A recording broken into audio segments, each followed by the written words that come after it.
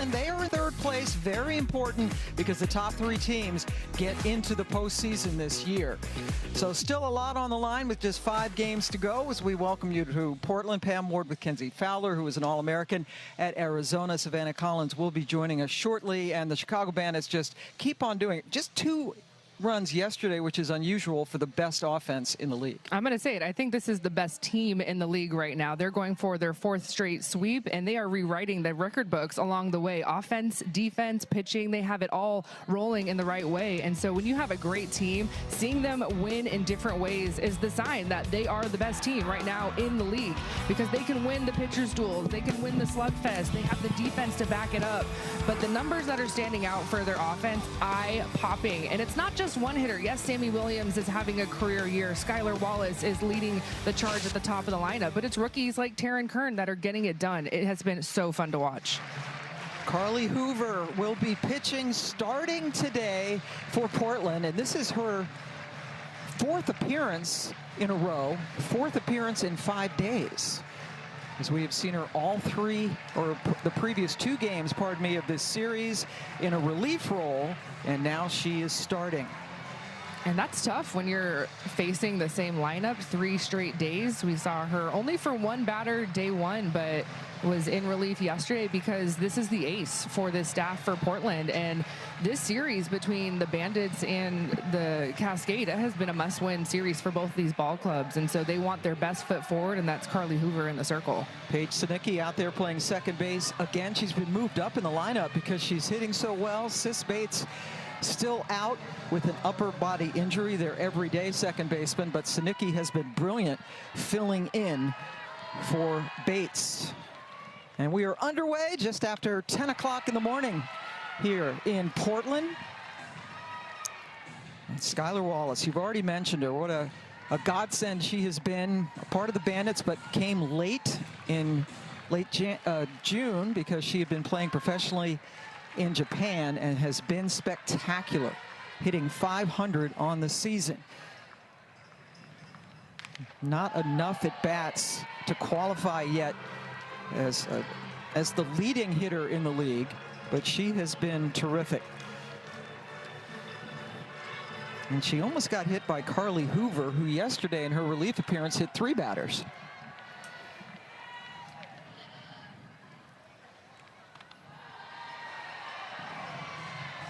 Carly Hoover, she's going to bring it 70 miles an hour plus. See her touching 71 right away. And she loves to go in tight because of the velocity. She knows that if she can locate her velo in tight on the powerful bats like a Skylar Wallace, well, that's going to end up in her favor. Right there, that's what she wants, that jam shot. Tying up a Skylar Wallace and then maybe letting something run away. Now, Carly Hoover, this is what she does. You just see a lot of velo. Fastball, and it's a little bit of a 2-seam fastball, so yes, it has some movement to it, but the drop ball, the curve ball down in the zone, and then she'll run that rise upstairs. 2-2 to Wallace. Spoils it. And we did not see a changeup on that graphic for Carly. Nope. Unusual? Yeah, we'll see her throw it maybe a handful of times, but it's not a pitch that she will throw once or twice to every batter. It's a couple of times a game. She is so much about her location and her velocity. Another 2-2. And another foul ball for Wallace.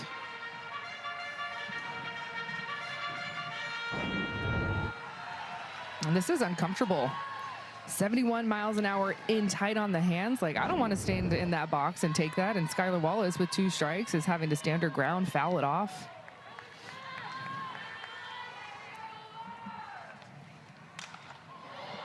Skied, but not deep enough to leave the park. Fighting the sun a little bit. Corby Otis grabs it for the first out of the game. Chicago lineup is a potent one, with Sammy Williams now coming up to bat. And Morgan Zirkle, great series, a triple, home run, a couple of RBIs with some big speed. Jocelyn Erickson back playing first. And Jacopo behind the plate. And there we see Wallace sharing the information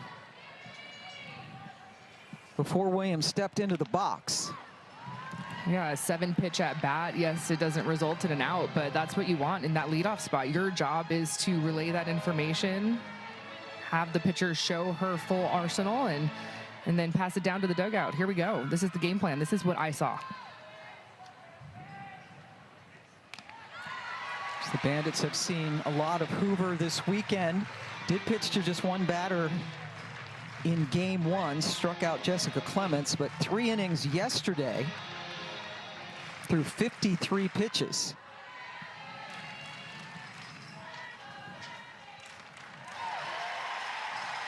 Sammy Williams has cooled off after a volcanically hot start. And they're pitching her differently, aren't they? I'm expecting another outside pitch, a curveball, something running away.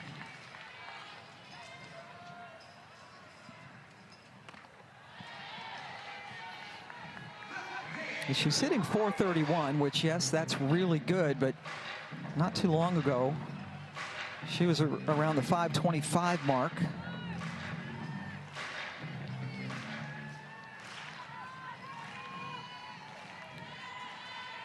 Two. Just got a piece of it. And when you're hitting over 500 or even 4+ where she's at right now, you're going to get a lot of eyeballs. There's going to be a lot of pitchers and coaches that are going to the Synergy and watching some film, getting the data. Why is she so successful? And what is happening? Because we cannot get her out. And it's what happened during that 18 RBI week stretch that she had.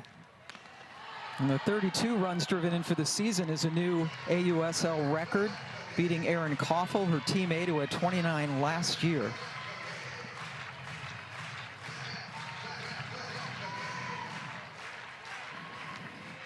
Full count to Williams with Barbara on deck. There's the power, but it's well foul. So this is where things get tough for Sammy Williams, because you're going to start to get different pitches than you were getting just a week or two ago. And so now, do you stick to your game plan? Do you change your game plan? Are you looking for something different on the first pitch? Are you having to make adjustments in the box? Williams takes it for a walk. Another at bat with a lot of pitches thrown by Hoover.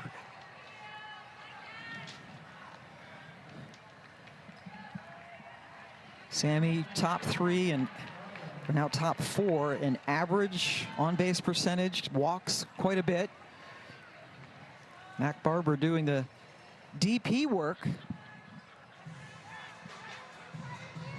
It's the slight delay as the home plate umpire Scott Mayer goes and gets some more softballs.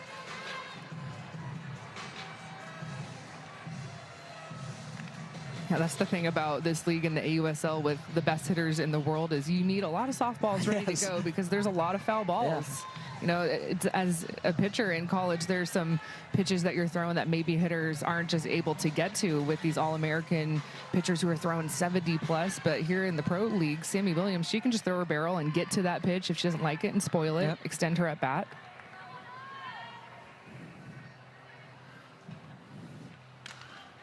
Barbara swings at the first pitch.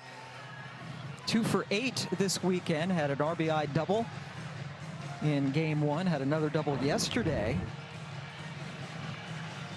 This is Carly Hoover going in tight. These left-handed hitters for the Bandits, you're going to see this early and often from the veteran.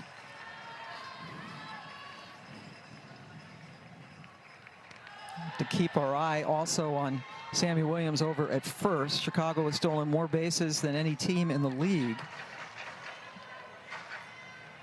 Sammy has only attempted 1 all year.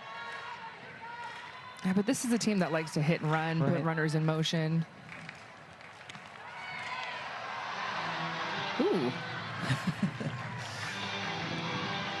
Carly Hoover and Mia Davidson, a great tandem, right? Her catcher. Yeah, and Carly Hoover, she's not afraid to be vocal. You could kind of read her lips there. She said, "That's a strike."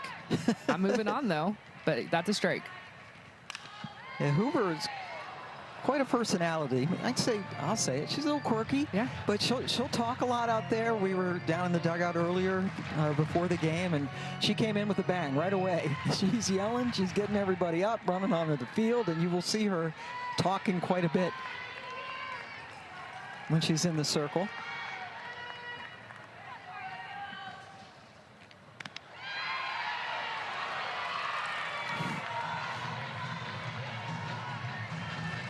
Hoover has had a really good season. She also played in Japan, came over a little bit late. Opposing batters hitting just 194 against her. That is second best in the league.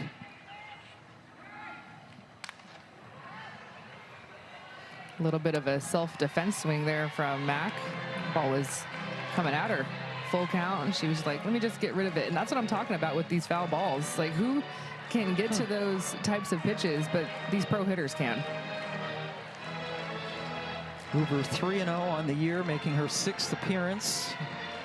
And again, her 4th in the last 5 days. Beautiful ballpark, my favorite. And a great day to catch softball. You're not supposed to have favorites, Pam. This is my favorite ballpark. Right. Oh, back-to-back walks. Surrendered by Hoover, and Zirkle coming up. We already talked about it, Kenzie. This lineup, you never know who's going to hurt you. They have so many people who can do it. Zirkle's certainly one of them. Well, we know what Chicago is capable of in the first inning. We saw it in game 1 of this series. They put up 5 runs in the first inning.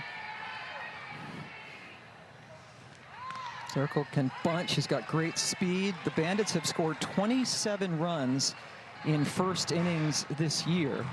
So that's 27 runs in the first inning in 20 games played. Don't tell me that stat if I'm a pitcher. Just don't want to know it. Close your ears. Yeah. But you're right. On game 1, 5 runs in the first inning, but Portland came back to cut the lead to 1 before ultimately losing 8-6. Zirkle down 0-2. Just flares at it.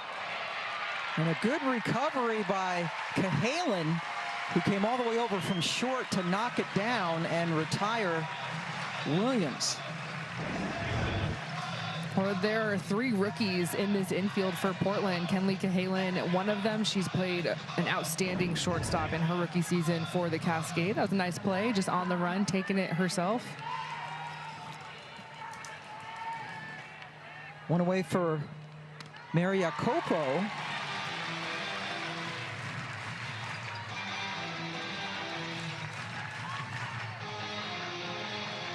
She did not start yesterday, came in to pinch hit, giving her a break because she's been their everyday catcher. Jocelyn Erickson was behind the plate yesterday.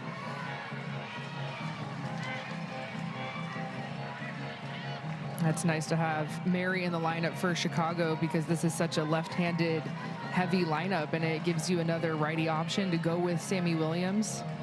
There's Jocelyn. She's a true lefty, hits left-handed and throws left-handed as well. Second straight batter Hoover's gotten ahead, 0-2. 7 of the 9 batters for the Bandits in today's lineup are lefties. And so when Mary wasn't in the starting lineup yesterday, it was 8 of 9 left-handed hitters because she's one of those righty power bats.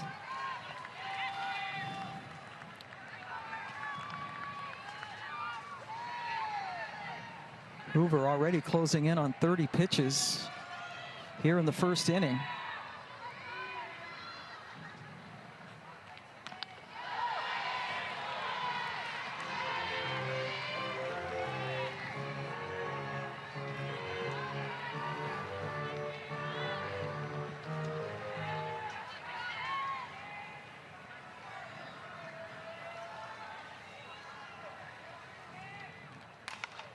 Back to Hoover, over to first to get out of it. 2 on and 1 out for Chicago, but unable to break through. Scoreless with Portland coming inside. Going to get up to about 80 today. Beautiful. And the Bandits unable to score in the top of the first. as they are trying to complete their 4th straight series sweep. And we get Amber Pfizer in the circle. She has not pitched for 2 weeks. And they really heavily depended on Pfizer early in the season. Lexi Kilfoyle, Kat Sandercock, Emily Kennedy, all in Japan, joined late. So Pfizer was very important early on. Yeah, she was helping carry the load. Corviotis skyward. Zirkle with the catch. And 1 pitch, 1 out for Pfizer. Let's take a look at the lineup. Paige Sinicki has been moved up to 2nd in the lineup, was hitting 9th, but she is 4 for 5 in this series, as you see, and has just been electric for this team. Coming back last week, she is from just outside of Las Vegas, but played her college ball here at Oregon. Much beloved player. And her first hit back was actually out of that drag bunt that we just saw her show. Has a lot of speed from the right-handed batter's box.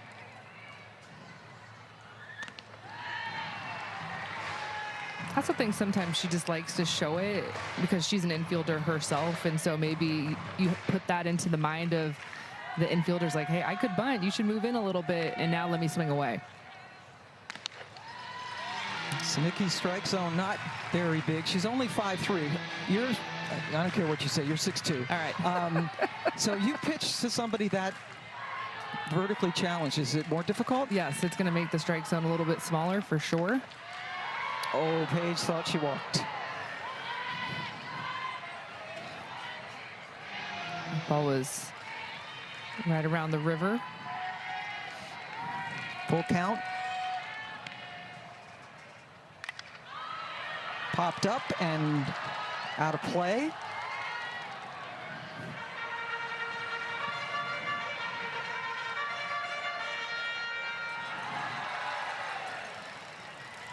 So the 7th pitch of this at bat coming to Sinicki.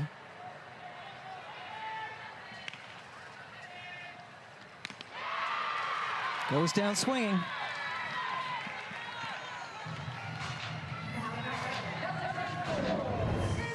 I'm excited to see the start from Amber Pfizer. Pam, you talked about the fact that Amber hasn't pitched in a minute because it's been a lot of Lexi Kilfoyle and Kat Sandercock returning from Japan, but Amber Pfizer out of the reserve pool, she has been money for Chicago, and it speaks to the fact that Chicago wanted to make sure that they kept her.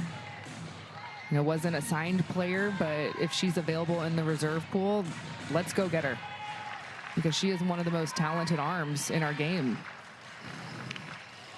Sydney Stewart playing first base, also does some catching for this team. 2 for 6, had a solo home run in game 1, the 2nd of her pro career, the rookie out of Arizona.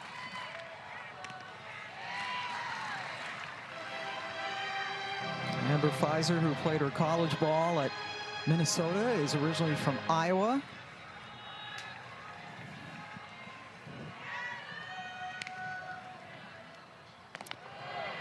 Way high. I will remember when Amber was a first-team All-American and Big Ten Pitcher of the Year and led Minnesota to the Women's College World Series. First ever appearance for that school. And a 3-1 hitters count for Stewart, who fouls it right back. So he was taken 9th overall in the college draft this year. Full count. Inside. First base runner for the Cascade. That's Sydney's 11th walk of her rookie season. I feel like she's been kind of calming herself down a little bit. Maybe was a little over anxious in her first couple of weeks as a rookie, but has really settled in nicely, understanding the strike zone, not being over anxious. And she now has as many walks as hits this year, which leads us to Megan Grant, who has been hitting second, but now cleanup. Grant with so much power.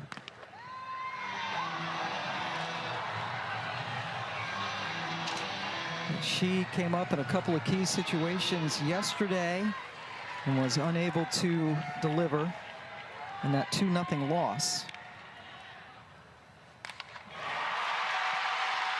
Megan Grant's power, you knew you couldn't keep it down for long.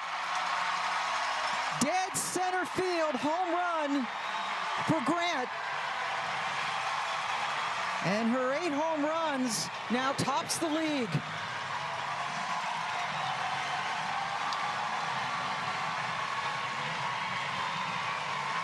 It's all about the response.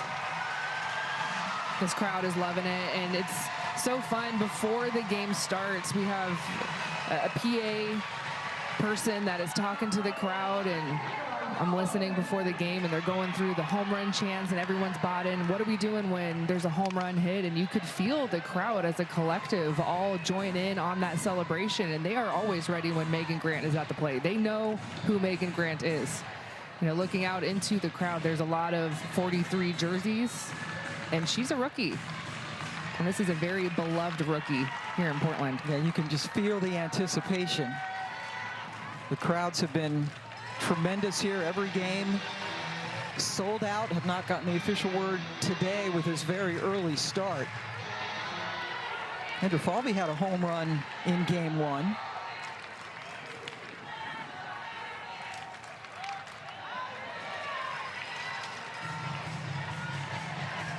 So Megan Grant with the home run. Here she is with Savannah Collins.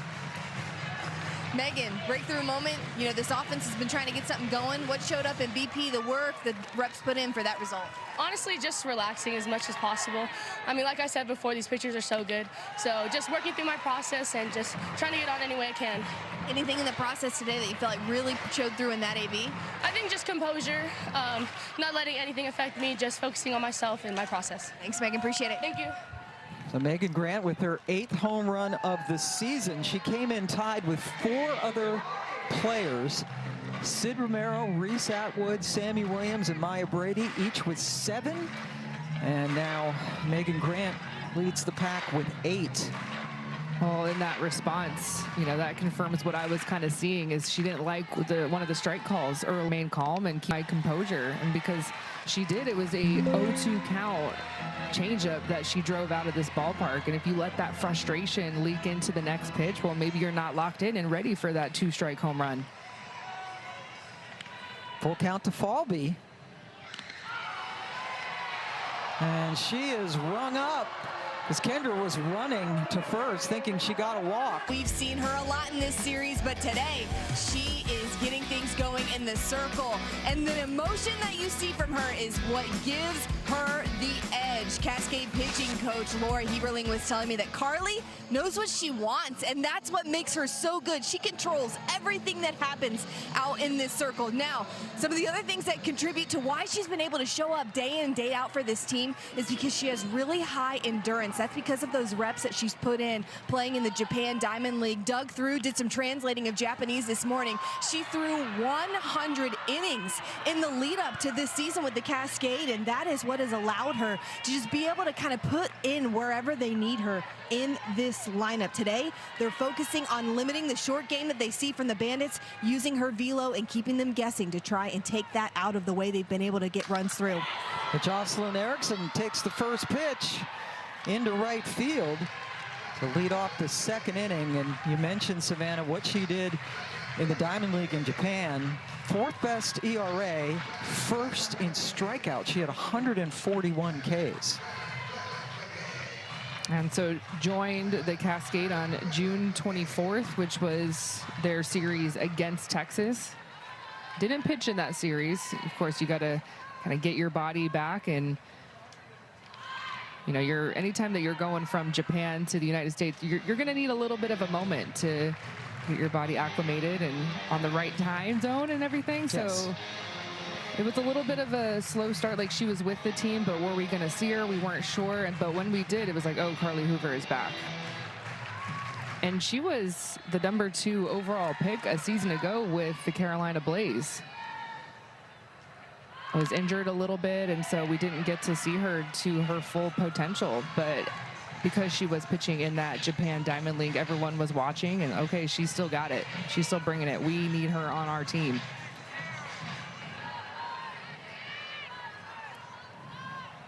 Bella Dayton, part of the short game that Savannah mentioned that that got her. Portland is concerned about, and that's another hit batter for Hoover. Again, she had 3 yesterday, first today.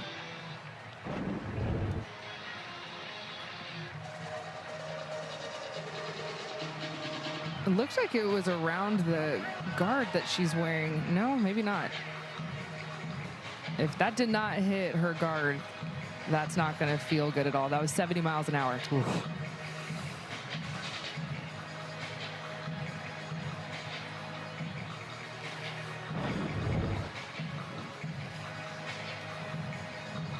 Ashley Steffi, the head athletic trainer, she has been busy for Chicago.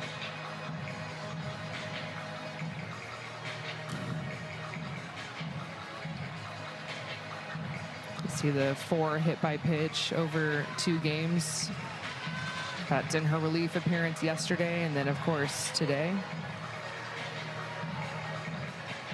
She only had 1 hit batter coming into this series. And to me, that's just the fact that Chicago has that many left-handed hitters. And so Carly Hoover, she's trying to make sure that that part of her game, her curveball on her glove side, does not change, even though there are so many left-handed batters standing in the box. 2 on. Nobody out for Jessica Clements. Right fielder, another rookie from UCLA, was in the allocation draft this year.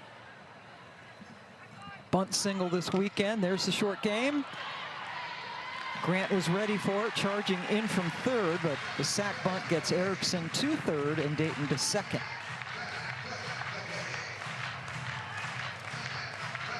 I really love this part of the lineup for Chicago.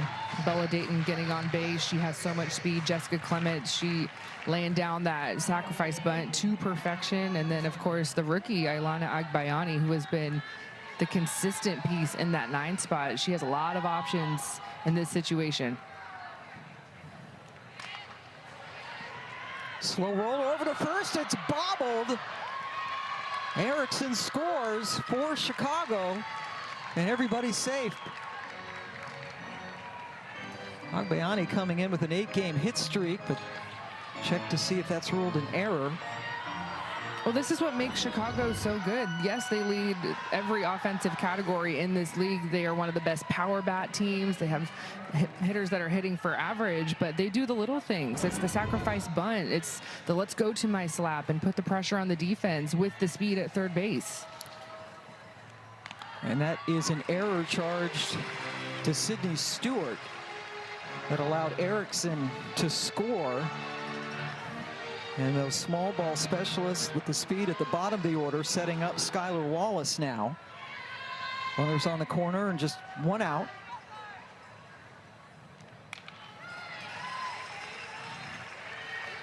Wallace flew out to right her first time up.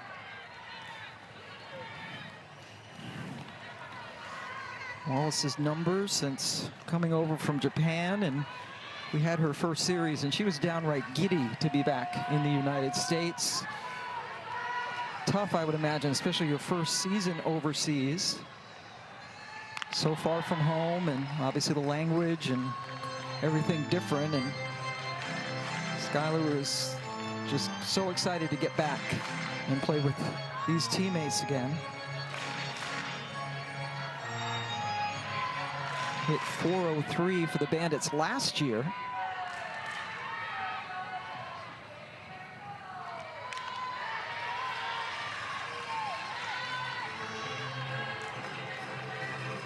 So Chicago with a new AUSL record winning streak. And this is what they have done. As opposed to their first 11, got off to a very slow start. Was missing some key components. They were 0-4 to start the season, and here they are knocking on the door of perhaps finishing first. Big strikeout for Hoover. Her first of the game. Well, she took a little something off of this pitch. She's been throwing 70 miles an hour, and you can see that ball spin and dive out of the strike zone. And you just read the front leg of Skylar Wallace. She's out in front of it. But that was 65 miles an hour. So just taking enough, that 6 mile an hour difference, you could see how Skylar Wallace was fooled on it. First pitch high and outside to Sammy Williams, who walked in her first at bat.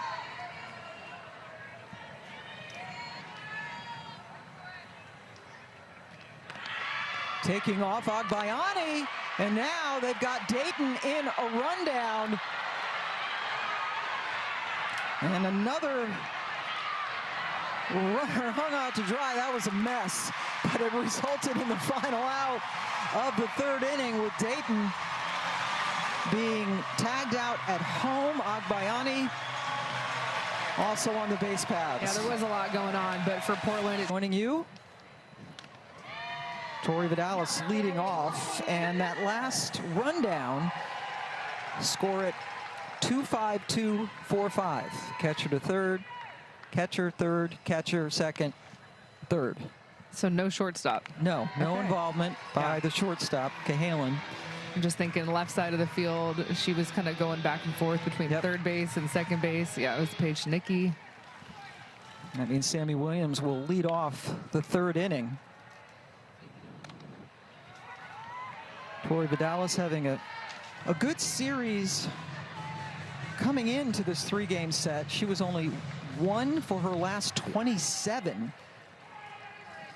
but 3 for 6 this weekend. Had a nice hitting session with her father, who flew in from out of town, and that has been productive. Just some tweaks that he had noticed.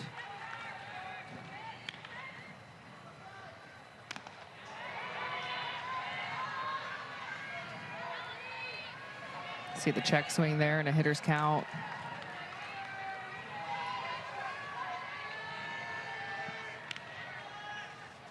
Full count. Vidalis! Long and gone! Tori Vidalis. Her Renaissance weekend continues with the solo home run to extend the lead.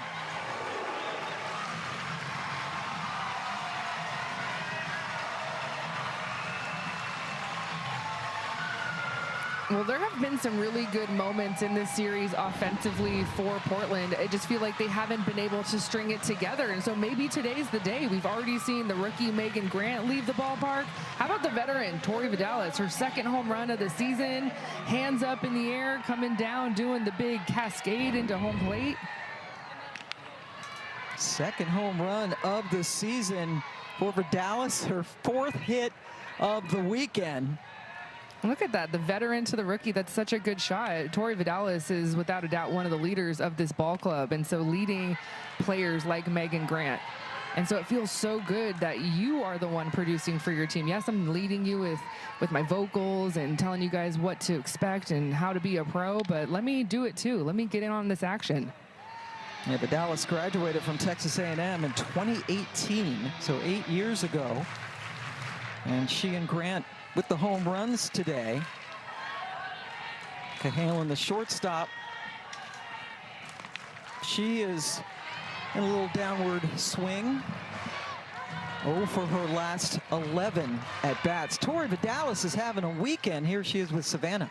Tori, I saw that kind of check swing that it looked like you had to shake off right before the home run. What was that, and why were you able to make that quick adjustment? Well, I think actually last night I was sitting in the hotel room, and I was just thinking about stopping. I was like, oh, wait, I can wait a lot longer to swing. Like, you can see it so clear in your head. So I was like, today, just telling myself to, like, wait and trust my hands.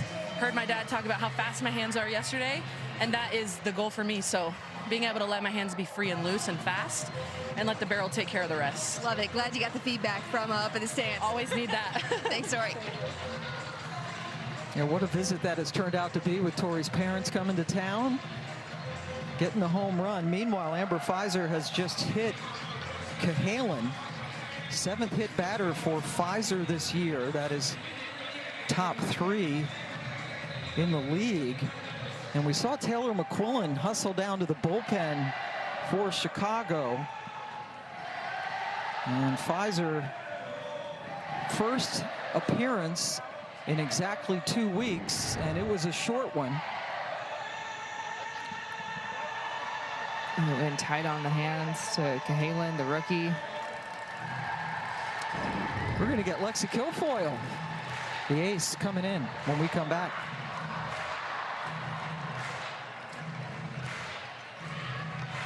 I'm a delivery robot. And this burrito, it ain't gonna deliver itself. Incoming. Whoa. I'm noodle looking both ways. Hey, I'm working here, all right? Go on, little guy. Uh-oh. Andiamo! And if you don't have the right auto coverage, you'll be paying for this yourself. Switch to Allstate, and you can save hundreds. Hey, Jules, you still dating that slot machine? What does the $7 big deal meal get you at Sonic? The real question is, what doesn't it get you? Enjoy a full meal plus premium chicken bites for just $7. It's the $7 Sonic Big Deal Meal. You wanna live free?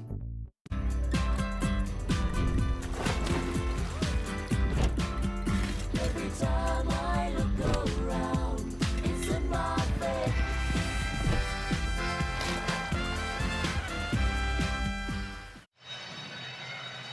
Back here in the bottom of the 2nd inning, Amber Pfizer has just exited after giving up a home run to the Dallas and then hitting Cahalan. And that means Lexi Kilfoyle is coming in, the Game 1 starter. And she is unbeaten on the season. And I think for Chicago, getting their ace back in, didn't pitch yesterday, so had a day of rest. Pitched well on Game 1 of the series, but if you ask Lexi, I guarantee you she was like, I want to be back out there and right some wrongs and feel a little bit better because her standards are so high. This is one of the best arms in the sport, not just in the league, but in the sport. Across any league, any continent, Lexi Kilfoyle, she's throwing it down in the zone with her heavy drop ball, can touch 70 miles an hour. A very efficient pitcher.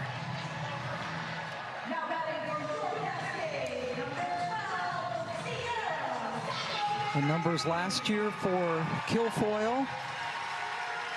Led the league in appearances, tied for first in wins, and off to a great start here at 4-0 after coming back from Japan. Cahalan now down at 2nd.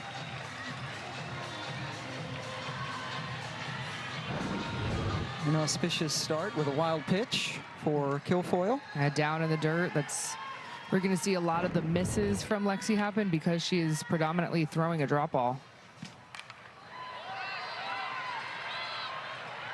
Ball travels just over the screen. Sierra Sacco-Ferry, the first Cascade player to face Kilfoyle today. Of course, they did see her in Game 1 on Friday.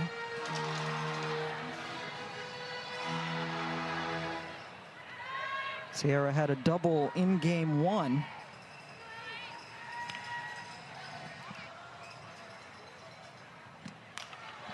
And that's going to find the ground, being waved in. The throw way high, not even close. Cahalan scores easily on Sacco-Ferry's run driven in. Well, that is exactly what Portland needed to do because they struggled against Lexi the first time through the lineup when they saw her 2 days ago. And so right away, let's make the adjustments. We know what's coming. We don't need to wait for the second time through the lineup. Let's make our adjustments right now with a runner in scoring position.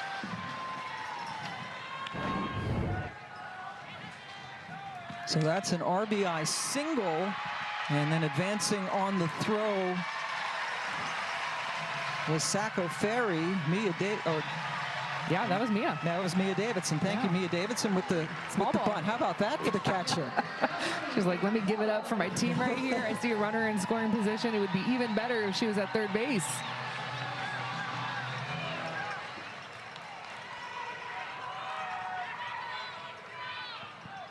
Still just one away.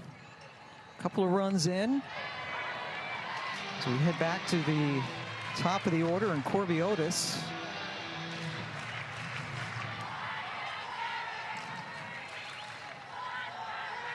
flew out her first time up on the first pitch she saw from Pfizer. And this is a hitter that I'm kind of waiting for a big at-bat from. She's been a little quiet in this series. Was batting over 300 going into the series, now dropped down below 300. There's the hit. She had been 0 for 8 in the series. Otis with an RBI single, and the Cascade offense is rolling.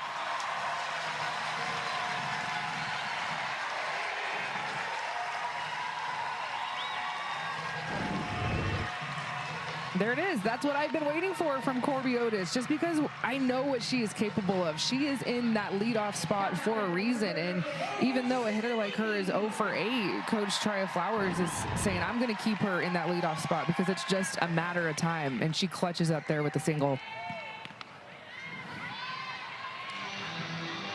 Paige Sinicki struck out swinging against Pfizer in her first at bat.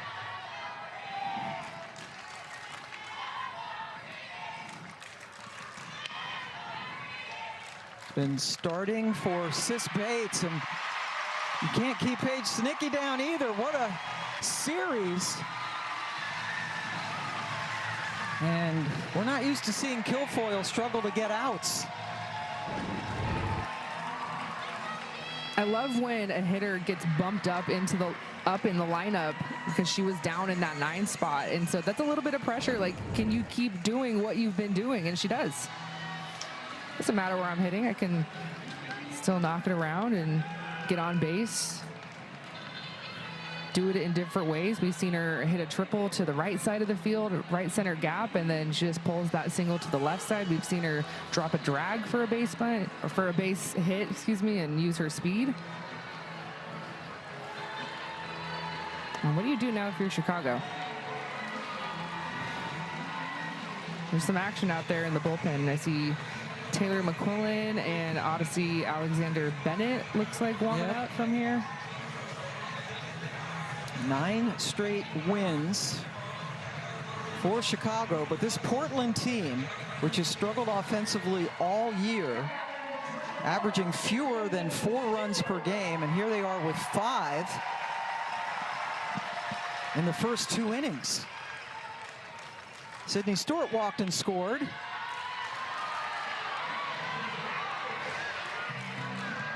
In her first at bat. 2 of the 5 runs crossing the plate because of free passes, a walk, a hit batter. Things come back to haunt teams, and so far it has for Chicago.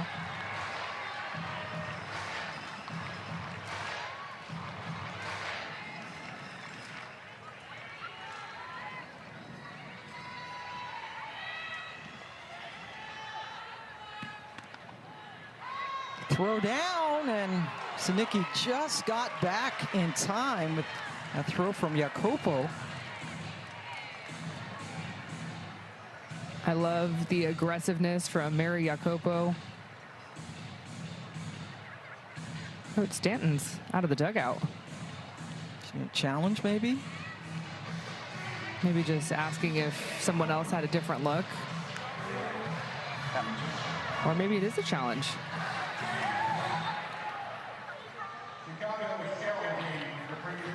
Base. The call on the field was safe. The play is under review.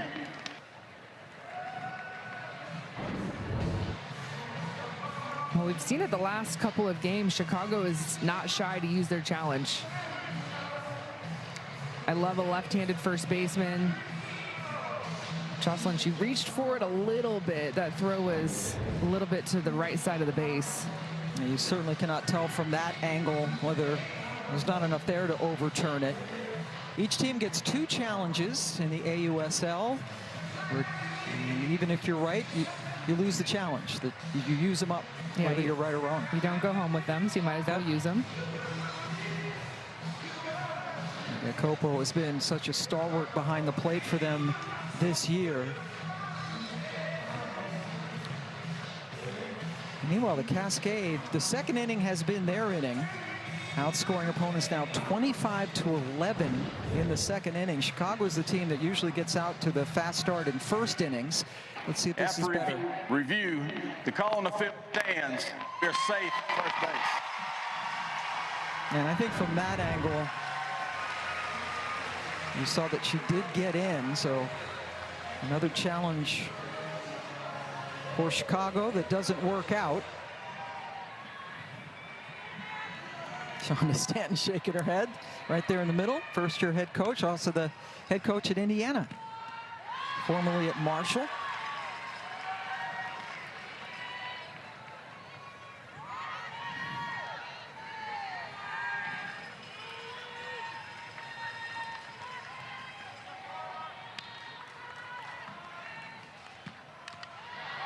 Ooh, a little change up there off speed. 52 miles an hour, and Stewart just was able to get the bat on it.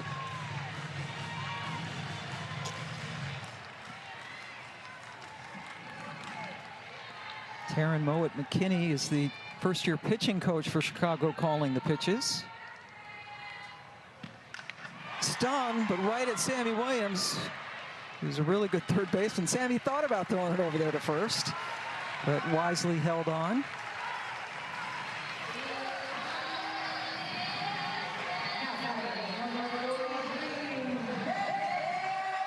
Megan Grant, last time up. Two-run homer to dead center field, and the crowd is feeling another one.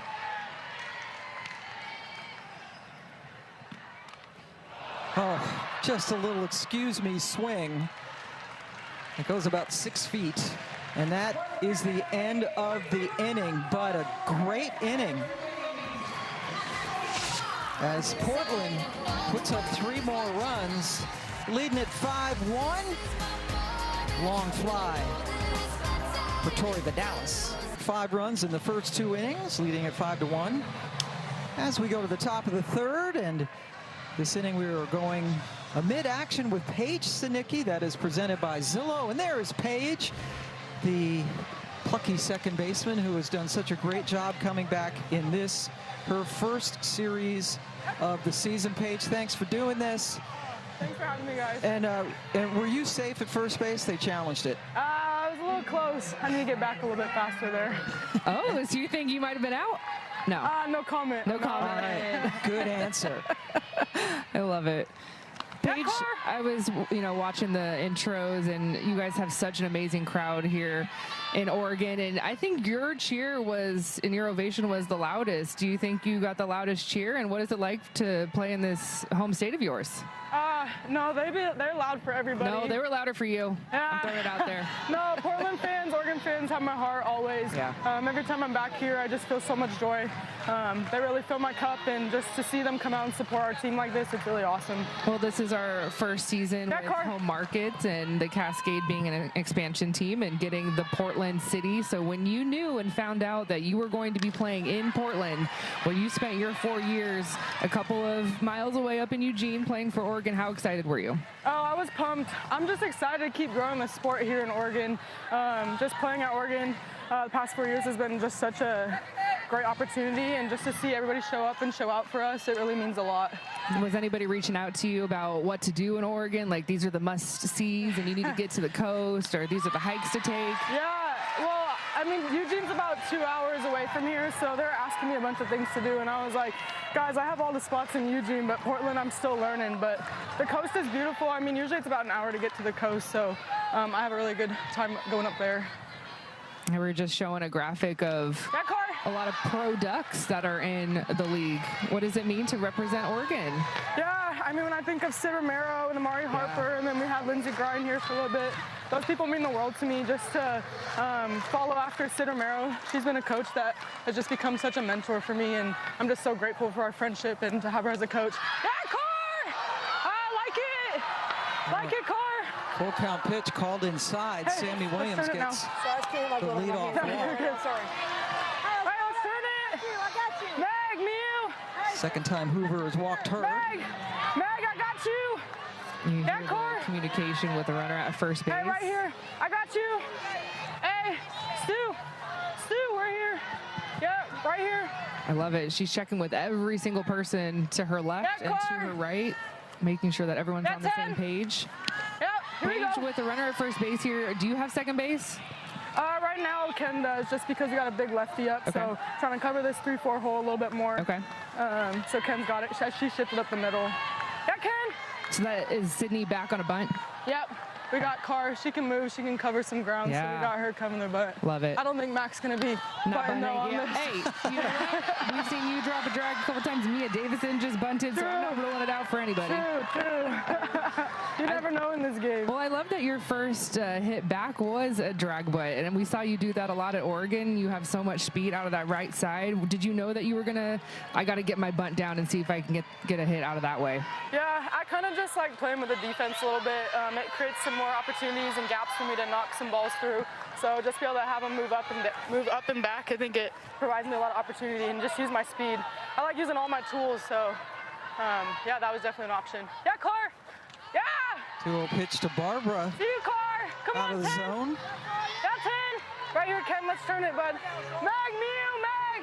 Yeah, Meg. Yeah, Stu. Yeah, Carr. Yeah, Carr. Here we go, bud. Turn it, Ken. Yes. Good. That was a strike. Yes, definitely. Taking all the way, Barbara, on that 3-0 count. There we go. Paige, I hear your constant communication, and just worth reminding folks that you were plugged back in for the first time since returning from your fight with breast cancer, and you have been starting right away. How hard has it been for you to get that communication that you need as a second baseman, talking to Kenley and talking to Sydney? Like, I need to be ready to go and know where I need to be. Yeah, I mean, I think vets like Tori Vidalas and Sis Bates has really helped me just to be able to understand the communication that's needed at this level, and just trusting the people around me. I feel like the more you're able to connect on the field, that better relationship and just the better solid D you have. Yeah, Ken. So I'm just big on just connecting and forming those relationships on and off the field so that we can play together in whole. Well, it was kind of interesting how it all worked out with Morgan Zirkle. Looks like she's getting hit there. And Cascade thinks they should have an out.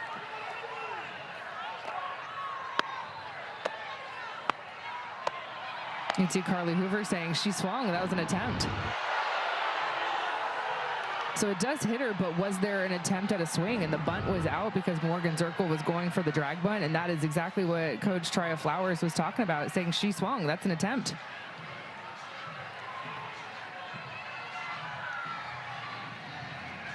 You can even see Sis Bates in the background going, she swung her bat. What do you got? I got a hit by pitch. You got a hit by pitch. And then I'm sure Shonda Stanton on the other side. Anything more on a foul ball or anything or nothing like that. Do you have an attempt? Excuse us. Okay. Yeah. I don't think she pulled the bat back. I got the bat out there. Yep. Now you can see Shonda Stanton. She's going. Yep. Okay, so you how is she supposed to get out of the way? I got the bat extended. I have her attempting at the pitch. Okay. That's what I have. I have an attempt. But she never pulled the bat back. Okay. So if we don't know if it hit her, then it's a dead ball strike. If it's a dead ball strike, we're gonna put it back. If it hit her, it's a dead ball strike. If it hit her. Coach, excuse us, please. Okay, so that's what we got. Yeah. Okay. Yeah, I have the bat extended. I have an attempt. Whether or not it hit her or hit the bat, I do not know. If it hit her, then we have a dead ball strike. Okay. It definitely hit her. Dead ball. Okay, well, I got the bat So extended. make an announcement that it's a dead ball strike. The dead ball strike. So now Shonda Stanton upset about that. Let's take a look. They said it was an attempt and it hit her, so it is a dead ball strike, not a hit by pitch. It's unfortunate. I think she's just a little late with pulling her bat back. We have a Zirkle, dead she ball does strike clearly try on to the pull her pitch. bat The back, batter was but it's hit after the while ball came attempting to through. bunt the ball. So instead of the bases being loaded now with nobody out, Zirkle steps back into the batter's box. Down 0-1.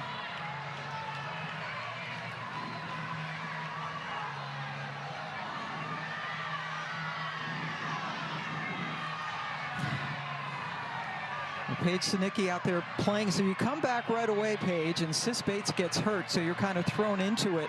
What has that been like for you?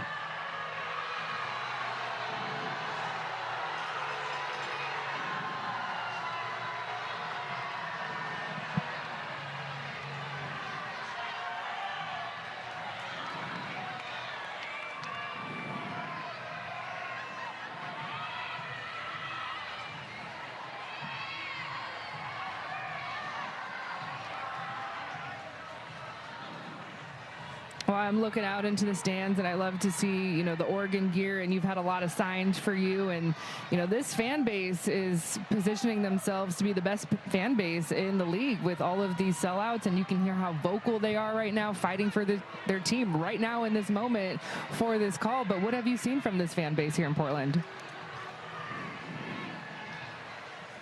showing out for all the women's sports here in Portland. So I honestly think we have the best venue, the best crowd, and just to see people from Oregon that were in Eugene at the Jane and now showing up here, I just know how much love they have for us girls. So just to see them out here and doing the same thing for these girls, it's just so powerful, and I'm excited to see it just continue to grow.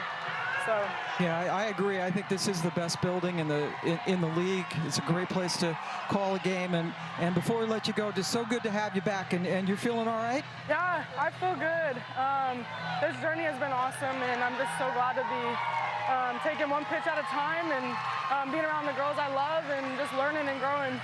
All right, Paige, thank you so much. Continued success. Thanks, man. A lot going on in this inning. Thanks for hanging in with us.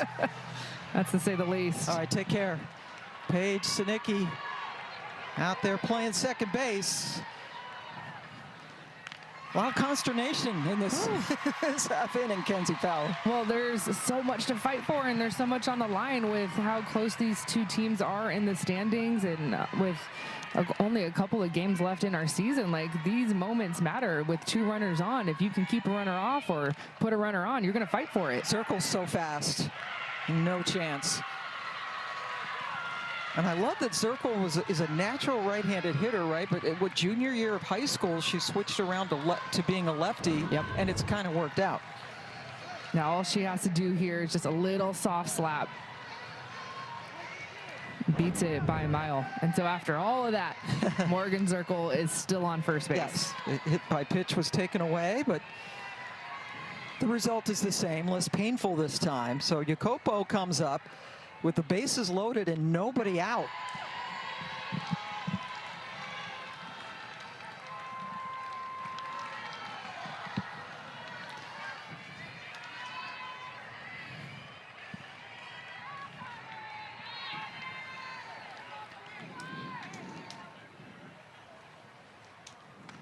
And the ball has not left the infield in this inning. Back-to-back walks, and then that infield, that slap single by Zirkle loads him up. Shonda Stanton getting to know Scott Mayer quite well. Back talking to the home plate umpire. Done a really good job. She was coached Morgan Zirkle when they were both at Marshall. Morgan now the head coach. We're going to have a pinch runner come in for Barbara. More speed on the base paths with Taryn Kern. And for the Cascade, you see Kenzie Brown, Kelly Maxwell, the lefty there, and Peyton Gottschall in the middle, warming up, just staying loose. Chance for a double play, and they get it.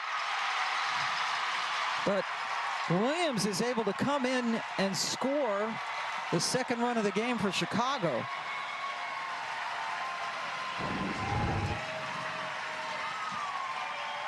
A slow developing play here. The rookie Kenley Cahalan turning it over to Paige Sinicki. We just had her mic'd up, talking to her, playing second base.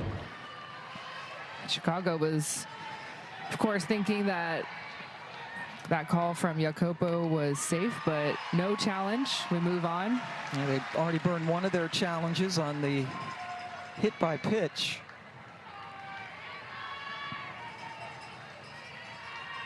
Jocelyn Erickson singled and scored the first run in the last inning.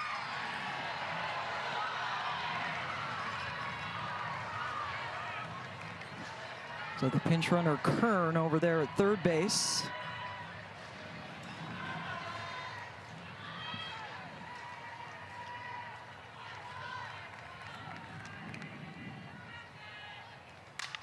Erickson with the line drive home run, and she knew it as soon as she hit it. A 2-run shot for Erickson, and it trims the lead to 1.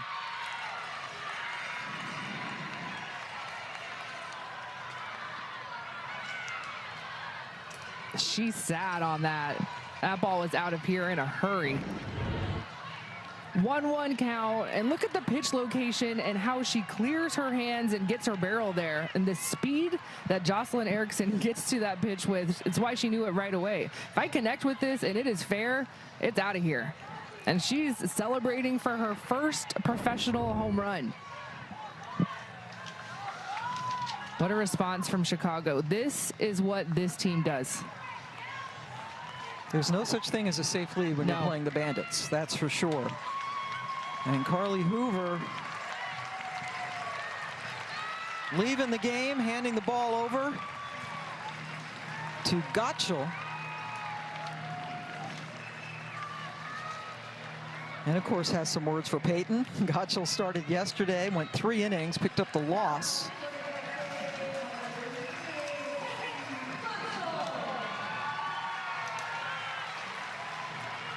So a brand new pitcher coming in for Portland as they have seen their big lead almost evaporate.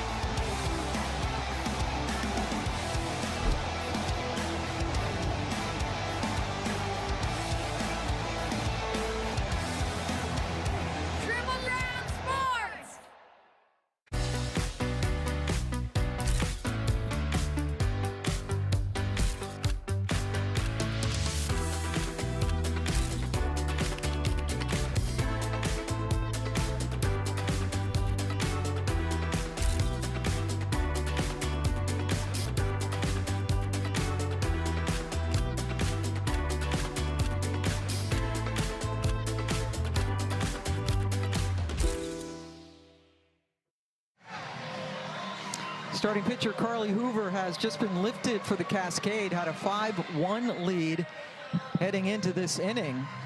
But a couple of walks, an infield single, and then ultimately the 2-run home run by Erickson led to her exit and the entrance for Gottschall. This was yesterday's starter for Portland, so they are using their best pitchers, trying to keep this lead where it is. Still so much ball game left, but Peyton Gottschall, she's going to mix it up a little bit differently than Carly Hoover. Not as hard a thrower, where Hoover was 70 plus, but she'll move it with her screwball. Her curveball has a lot of movement side to side. We'll also use an off-speed pitch.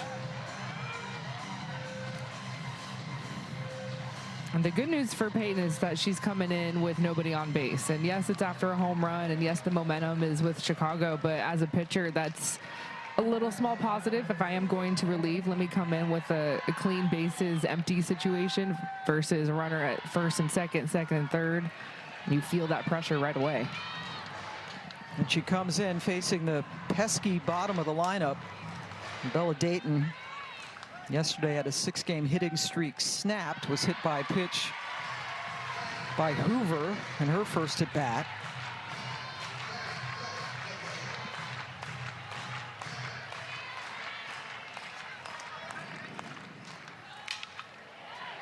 On the ground. Oh, Sydney Stewart struggled to gather the ball, and Dayton has been called safe at first.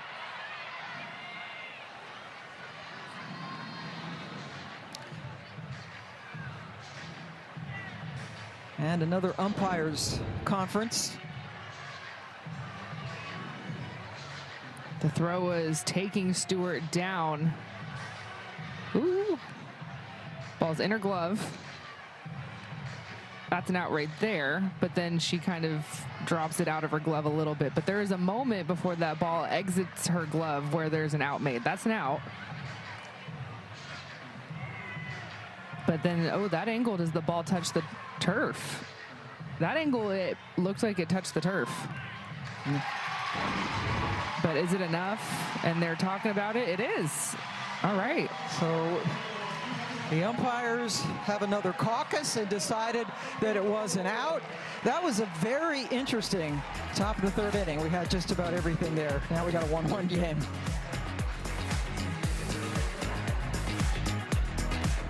The NFL Flag Championships are back, and it's game. League season continues tomorrow night as Carolina takes on Texas at 7 Eastern. That's on ESPN2 and streaming on the ESPN app. And the Carolina Blaze, they need to get it going again, Kens. They've lost 5 straight games.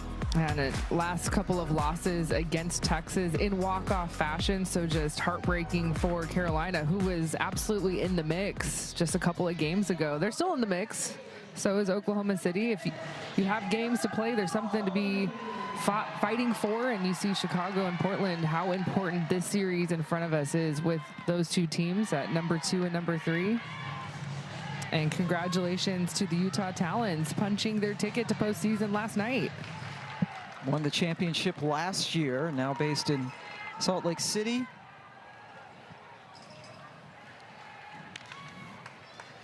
Lexi Kilfoyle in relief, facing Kendra Falvey to start things off in the 3rd inning. The Talons, the only team to clinch a playoff spot so far. The Volts, the only team to be eliminated from playoff possibilities. Utah coming into play today, just 1 game ahead of the Bandits, 3 games ahead of Portland, and Utah plays at Oklahoma City tonight.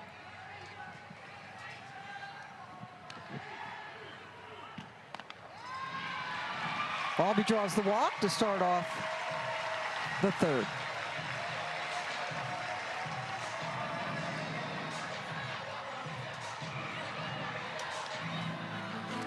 Kilfoyle faced 6 batters when she came in to relieve Pfizer in the last inning. Tori Vidalis with a big home run.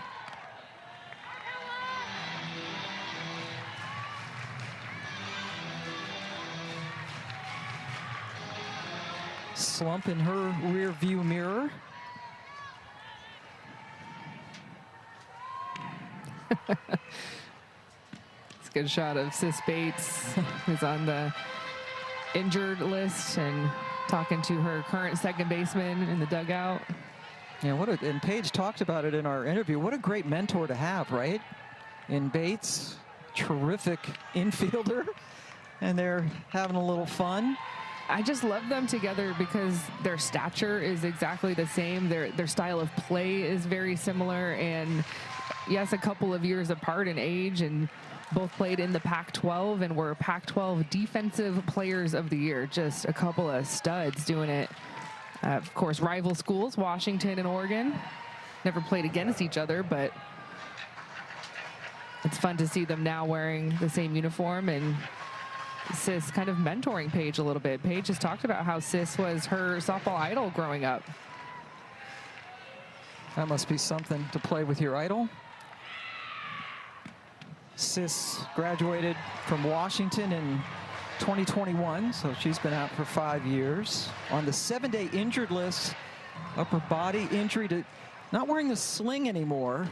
Hearing they're optimistic they can get her back soon. But what a job Sinicki has done filling in. Williams fields it. One hopped. Erickson couldn't pick it up.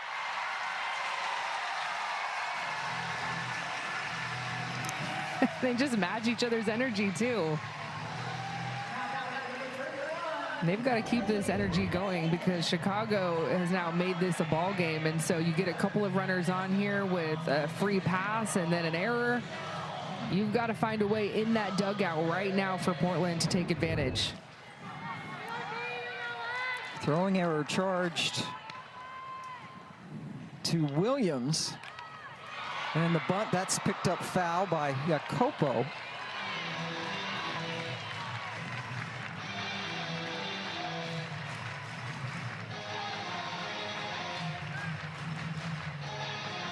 Portland trying to break out of this little mini slide.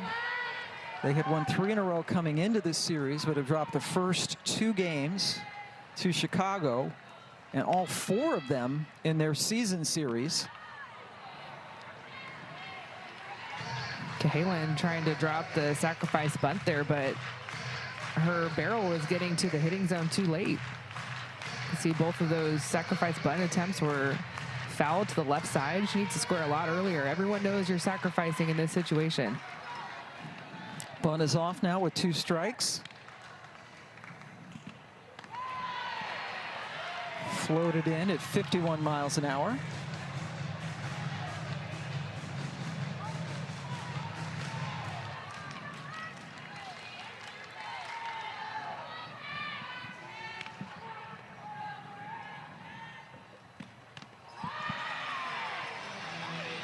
And now you have to find a way to be productive. See if you can roll a ground ball to the right side of the infield. Poke something up the middle.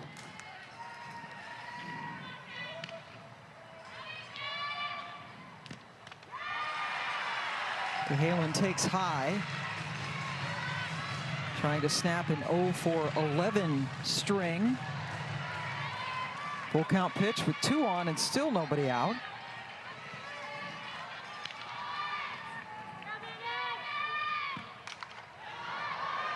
Williams in foul territory. Grabs it for the first out of the inning.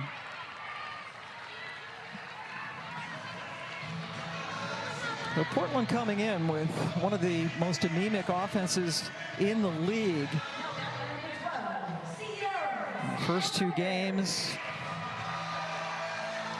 they got all 6 of those runs on day 1 when they lost 8-6. Were shut out yesterday 2-0.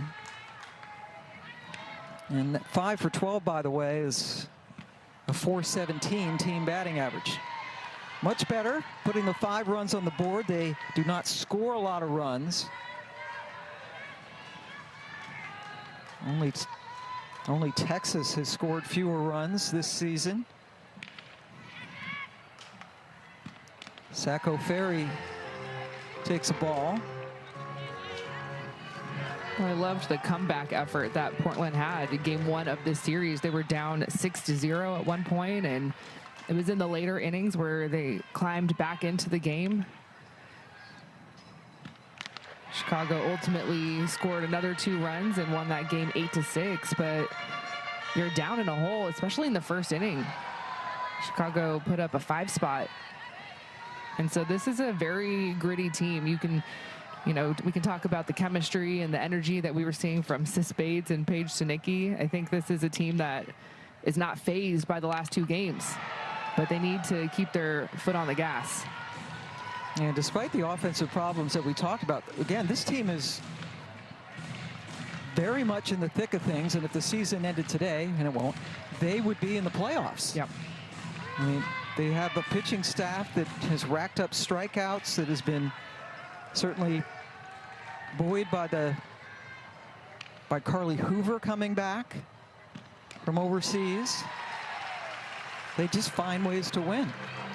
And one of the best home field advantages, they are in the midst of a 9-game homestand to finish out the season.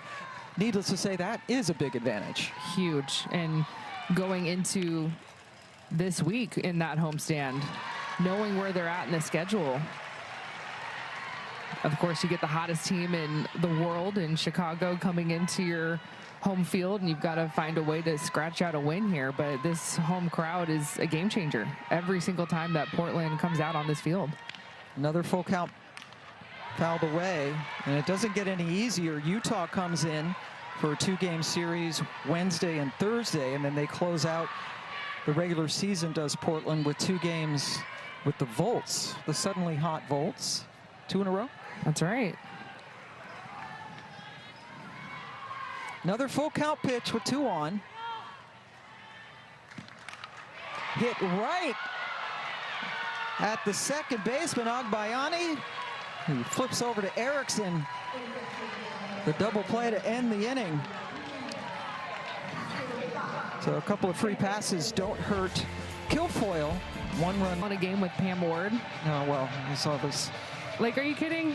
No, I mean, calling a game with Kenzie Fowler? No, this is my last game with you for the season. And when I got the assignment and got the word that I was going to be calling with you, I was geeking out. I was like, what? This is like the voice of my childhood. I grew up listening to Pam Ward and watching you in the studio. So I've been very excited to call games with you. Right back at you, and thank you for calling me old. And also, I vividly remember calling your games at Arizona. Yeah.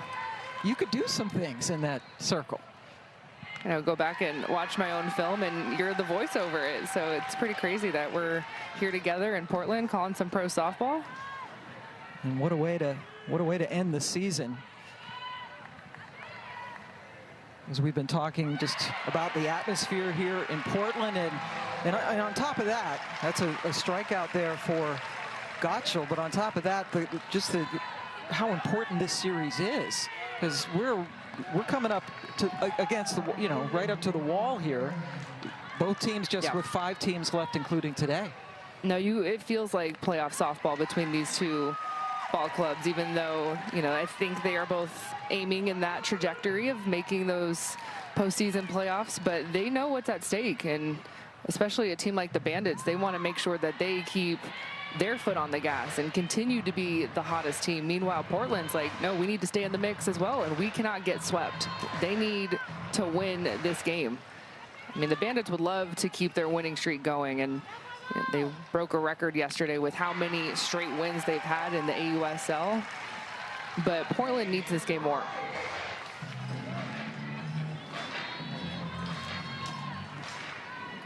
Gotcha. So Clement struck out, and here's Agbayani as we head down to Savannah Collins. Shauna Stanton uses the best adjectives when describing her roster when it came to Agbayani, who, Kenzie, like you mentioned earlier in the show, has been a staple in the 9-hole. Says that she gives this lineup a charge. It's almost like having a second leadoff. And mentioned the zest, yes, zest, that she plays with at second base, a joy and gratitude. That is just why they love having her, not only in this lineup, but consistently in the field. Was a tremendous second baseman when she was at Oklahoma, where she finished her career starting out at BYU. And I like that word zest. You don't hear that a lot. Yeah, we do not hear that word. But I dig it with Ilana and what she's been providing. There's been a lot of changes in the Chicago lineup. They've had some injuries that they were dealing with early in the season. And of course, we're missing a lot of those players from the Japan League, and they returned. But the one constant has been that 9-hole hitter and that second baseman. And it's been a rookie, Ilana Agbayani. It's been really fun to watch her do what she does best, cause some chaos. And they get her with a tremendous play by Cahalan, because you have to charge and you have to get rid of that ball so quickly.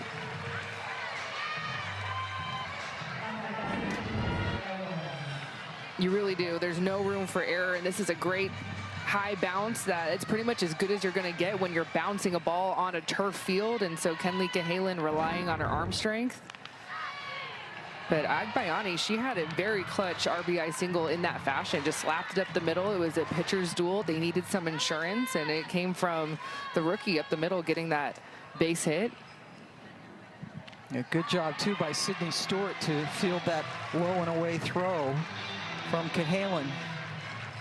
No room for error with the speed of Agbayani. Top of the order, and Skylar Wallace looking for her first hit today. First time she's seen Gottschall today.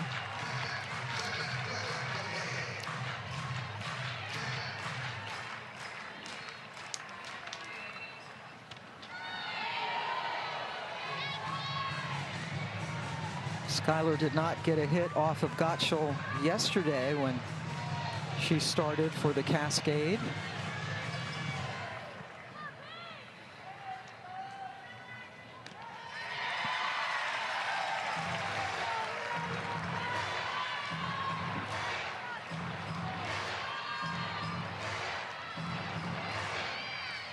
Portland is looking for their first 1-2-3 inning of this ball game. And they're not going to get it as Wallace goes the other way. Well, Skylar Wallace will do that to you. She had a 17-game hit streak, was snapped just a couple of games ago, so time to start a new one, but batting around 500. I'll have to update the stats after this ball game, but she was right at 500 going into this lineup. And she has a lot of speed at first base. Keep your eye on her. Schuyler now hitting .484 on the season. Thank you for doing some math. Well, it's on this okay. statbroadcast.com. Well, you just take credit for it. I right? did it. It's all me. And now Sammy Williams. Walked twice today. Most RBIs in the league, and by a lot. 32 runs driven in, a new single season record in this league. The next closest, Sydney Romero with 21. So 11 more than Romero.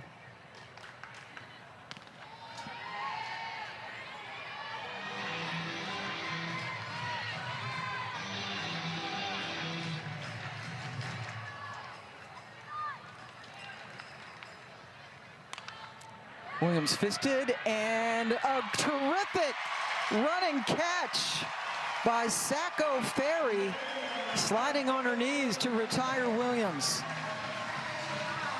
By LabCorp, the official consumer health insights partner of the AUSL. And there is Taylor out in the bullpen, another Arizona player, and what a great inspiring story she has been. And she is back, reinstated just yesterday from the injured list, and is available. We have not seen her yet,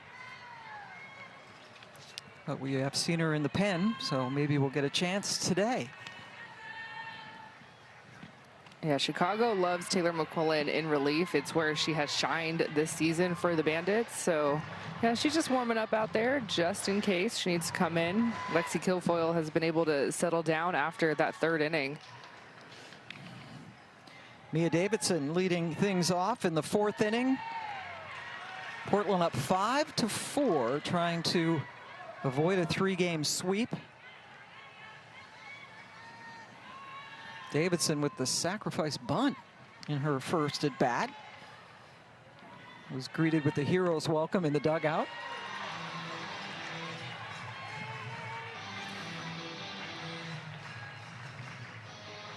I love to see these professional hitters. I mean, Mia Davidson, one of the best home run hitters that our college game has ever seen. And here at the pro level, you still need to practice your sacrifice bunts just in case.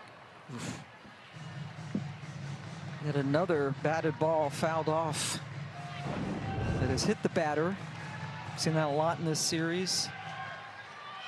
And Mia Davidson, an All-American from Mississippi State, and I'm looking in the dugout for Chicago, and the pitching coach for Mississippi State, Taryn Mowat McKinney, is calling pitches against her.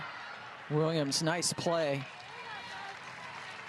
to get Davidson to start the fourth. Yeah. Taryn Mowat McKinney also was Taylor McQuillan's pitching coach at Arizona. They have a very good relationship, and Taylor gives Taryn a lot of credit for her success in her career. Corby Otis with an RBI single. Her last time up. Goes after the first pitch.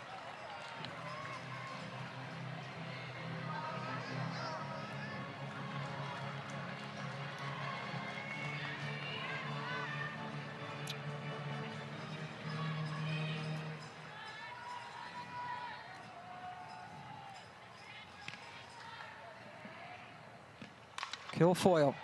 Williams, 2 in a row for Sammy. Now Paige Sinicki coming up, single in her last at bat. She is 5 for 7 in this series. We had a chance to talk to Paige in the dugout before the game. And as you heard in the interview, she says she's feeling well. See the first baseman Erickson and Sammy Williams over at third pinching in, and really wants to be an advocate to get more awareness for breast cancer screening. She was only 22 years old when she was diagnosed in November, and she said it was she had to be her own advocate. They found something a little they thought was just fatty tissue, and she insisted on further screening, and that's when they found out that it was cancer. So be your own best advocate. Good punt. Williams threw it way far away. Sinicki's going to stop at second. She is just producing in the field, at the plate. It's incredible. You know, it's like you return from anything in life. And for Paige, it just so happened to be that she was returning from her fight with breast cancer. But if you're returning from a knee injury or a back injury, an arm injury, you're missing so much of that repetition time with your team.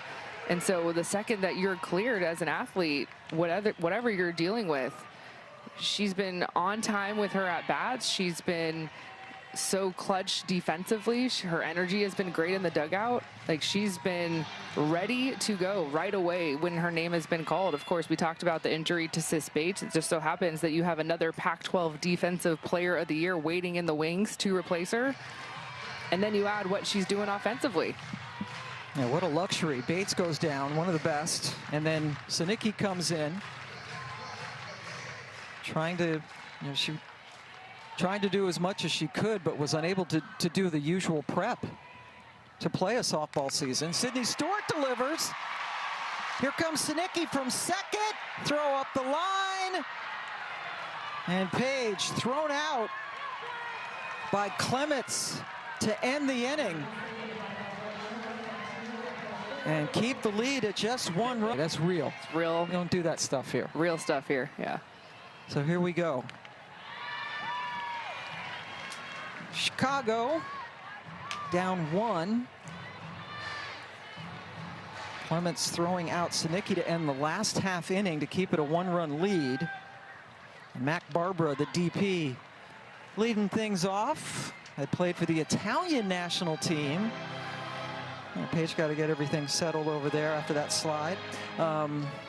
With Bella Dayton, who is her cousin, and found out on the way home that the Bandits were going to bring her up, and she couldn't be happier.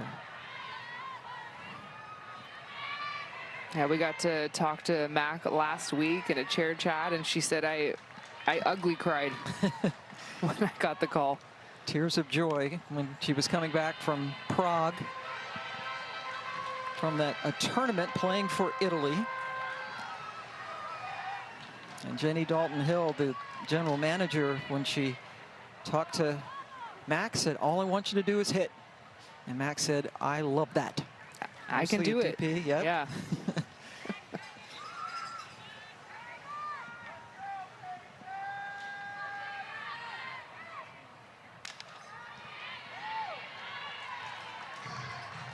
Well, her first series with Chicago, she homered. And ever since then, it's been somewhere in the top of this lineup. Recently, it's been that 3-hole. But pardon me, walked both times today. Go ahead, sorry. Say she's just like literally a professional hitter. That is your job. A pursuit. Sacco Ferry, who ended the last inning robbing Sammy Williams of a hit, goes a long way to retire Barbara. It's got to be fun to be an outfielder with speed when you're playing on a field like this, where you have so much space down the line and you can cover some ground. She almost overran it. It was almost too fast. And this is a converted baseball field. Right now, it had been a minor league A field, and you see that's a temporary fence. The baseball fence beyond it, that's where the pitchers are between the two fences out in the bullpens. So there is a lot of foul territory. They do have netting here to mark off and limit the space behind the plate. It can only be a maximum of 30 feet in the AUSL. Morgan Zirkle is up, and there's a brand new ballpark right behind us that they did build for the minor league team. And there are plans to renovate this to make it a true softball stadium. But right now, it's a really good one. I mean, for year one, yeah. But there's so much potential here. And with the fan turnout and just their first season, they've got to be very excited about the future here with professional softball. Megan Grant was positioned perfectly. Throw out Zirkle. 2 up, 2 down. But we've, compared to the other ballparks, because this was a minor league ballpark, very comfortable. And that's a nice play by Grant to get Zirkle easily, and Zirkle runs very well. Jacopo, about a 1-2-3 inning for Gottschall. First time that Chicago has been retired in order. With this first swing of her at bat today, this is now number 8 on the season for Megan Grant, and the emotion that she was bringing. She talked to Savannah about how she didn't like a pitch in the at bat, had to kind of relax and lock in, and it was an 0-2 count that she drove out to center field to lead the league now. But yeah, this is what she does. She is a home run hitter. 42 last year at UCLA. Jackie Robinson played at UCLA, famously number 42. This season, the 8 home runs broke a 5-player tie for first with 7. And in addition to that being her 8th home run, she has extended her on-base streak to 14 straight games.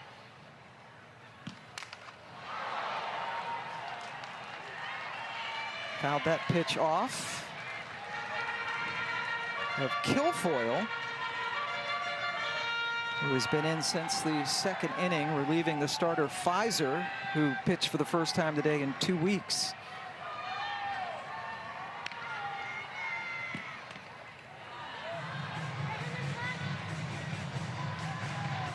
I like Grant's pre-pitch routine. It's kind of unique. It is unique.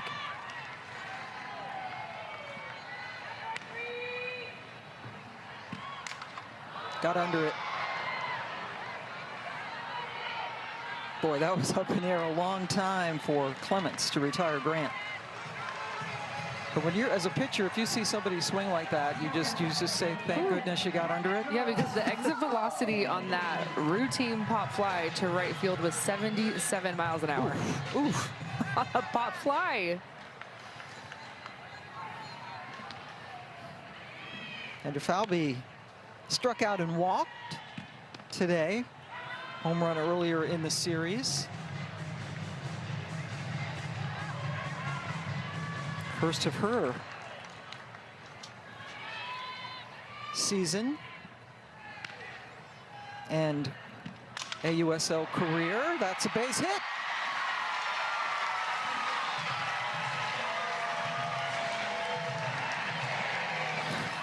Every time that there's a base hit for Portland, it's a 1, 2, 3, and you throw up the C's and say Cascade, and everyone is joining in on it, especially all of those fans on the first base side. There are a lot of fans that were lining up before this game started, and I'm starting to think it's because they want to make sure they get those seats on the first base side so they can join that cheer with their team. Be part of the home team. Erickson unable to grab that pop-up.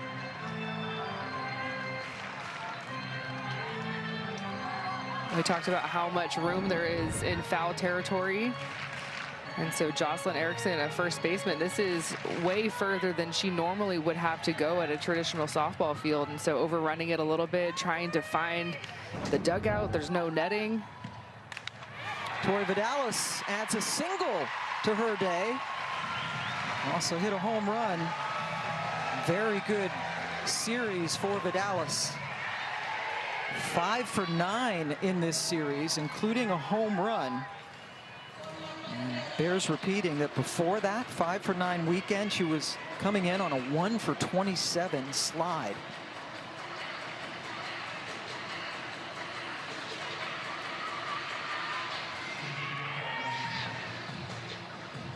Jacopo with an opportunity to go out and chat with Kilfoyle. Looks like Portland is thinking about who they're going to have run for Tori, or maybe there's a pinch hitter. I see Kennedy Powell come into the plate. This is Kenley Cahalan's spot in the 7 part of the order.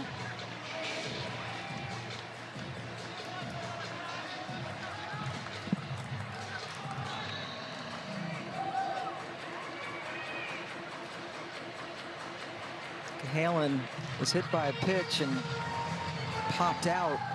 So Powell comes in. Pinch hitter yesterday got a bunt single. Was the DP in game 1, hitless in that one, and a chance to get more runs. As again with Chicago, the highest scoring team in the league, a 1-run lead. It's way too skinny. Yeah, it's not comfortable, especially when you have 2 runners on and less than 2 outs. It's go time for Portland. It's why you're seeing the move being made. You have to find some production from the bottom of the lineup here.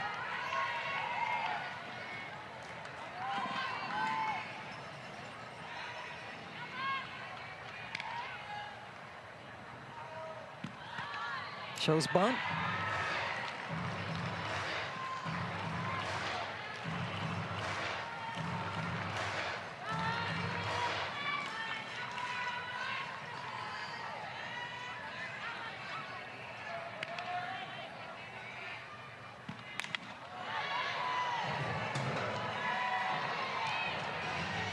See the frustration from Powell after that foul ball. Felt like she hit a pitch that maybe she thought was hittable. Just read that body language. Been there as a hitter. You're like, man, that was it. I missed it. See if I can get another one or be productive with 2 strikes. Cut off by Williams, who bobbled it.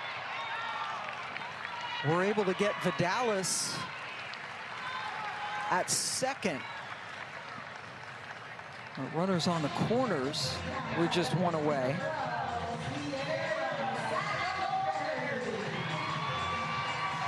It's not what she wanted to do, but a productive bat from Kennedy Powell. Putting something on the ground, advancing your teammate over 60 feet, now at third base.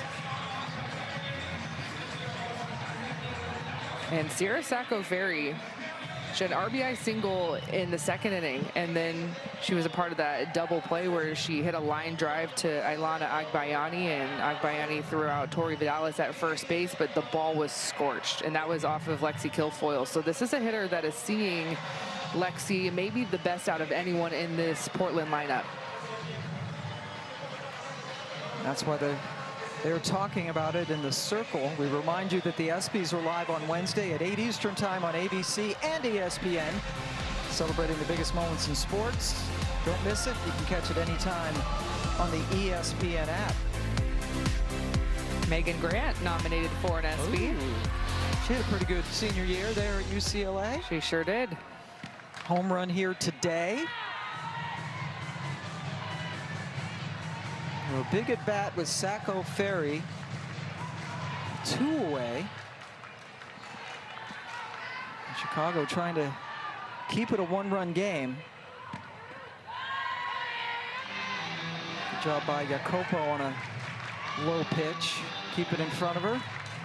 Yeah, if I'm Lexi, my ears are kind of perked up a little bit right now with Sierra in the box. I'm not pitching around her. I'm not going to intentionally walk her, but I'm going to be very careful with what I'm going with. Oh, another one in the dirt.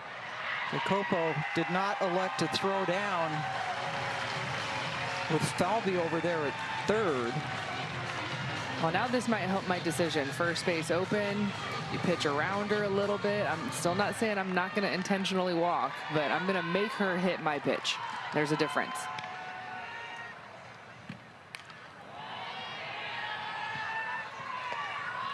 There's been Kennedy Powell credited with a stolen base.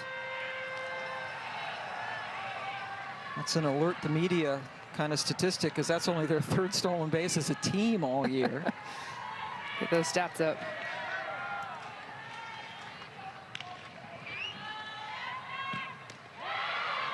Got her to swing at a pitch out of the zone and gets out of it.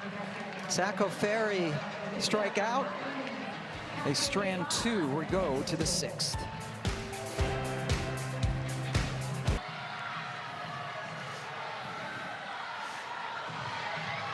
All leading to Jocelyn Erickson All leading off. to our rookie. It's a couple of 12s, number 12s. There we go. We're making it work. Doing well.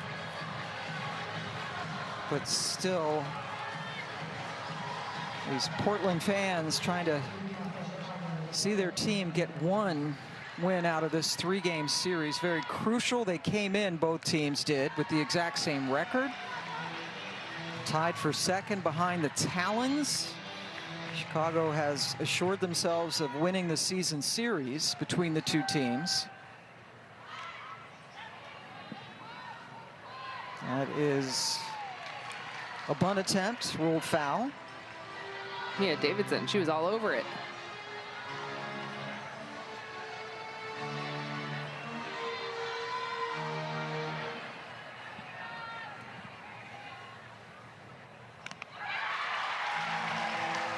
Erickson goes down swinging to start the 6th. Second strikeout for Gottschall. Well, that was Jocelyn Erickson's first at-bat against Peyton Gottschall. So her success was off of the Portland starter, Carly Hoover, where she had that base hit and she had that 2-run home run. And ever since Peyton Gottschall has come in the 3rd inning, she settled in really nicely. Had a 3-up, 3-down in the 5th. She's kept this game in check. It's only given up 1 hit since coming in the 3rd. And look at her, she's pointing to the crowd like watching a fan make a catch. Just giving them some love. Nice play.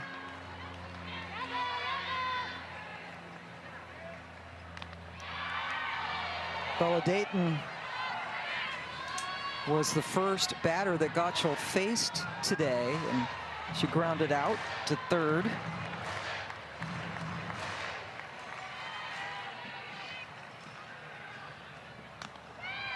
Oh, Davidson wanted that call. Framing it, holding it.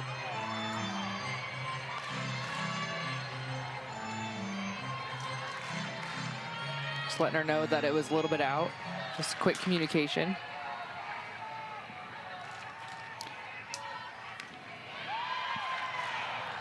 Count goes full.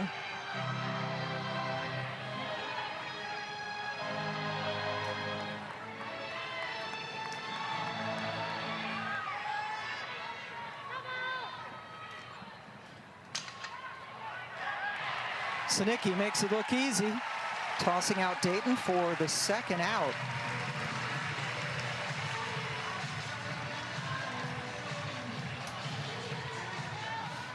Peyton Gottschall, she continues to just feed her defense. Just the 2 strikeouts, but a lot of action to shortstop, second base, third base. She retired 6 straight batters since giving up her only hit. That was a Skylar Wallace single in the 4th. Has retired 9 of the 10 Bandits she has faced.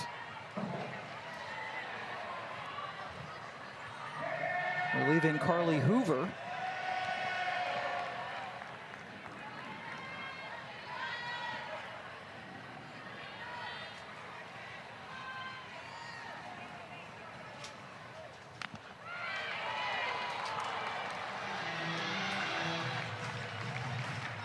And Peyton Gottschall, she'll give you 2 different looks on the outside part of the plate. Sometimes it's a screwball that's cutting away from Jessica Clement. Sometimes it's a backdoor curve that's coming back in. And she'll also run her curveball inside just like that. So she'll throw her curveball on both sides of the plate. So if you're looking away, you have to track what kind of movement you're getting. Are you getting the ball that's cutting back into you, or is the ball breaking away? That's a backdoor right there. Gottschall's 2nd strikeout of the inning, and she has been brilliant coming in to relieve Hoover. And the AUSL is sponsored by LabCorp. Paige Sinicki loading up on the rosin, her team clinging to a 5-4 lead as we go to the bottom of the 6th inning. Athletes Unlimited Softball League season continues tomorrow night. Carolina, Texas at 7 Eastern on ESPN2. Tuesday night on ESPN2, it's the Spark and the Bolts.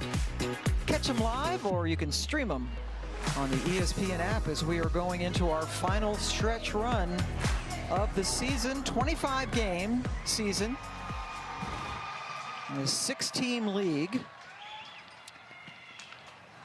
First pitch, Sarah Willis coming in to hit for Davidson, and one pitch, she is retired.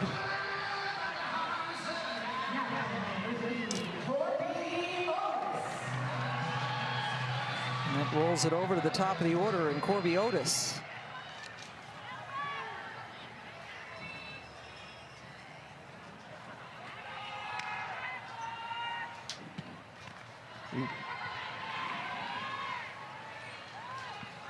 Starts her off with the 52-mile-an-hour pitch.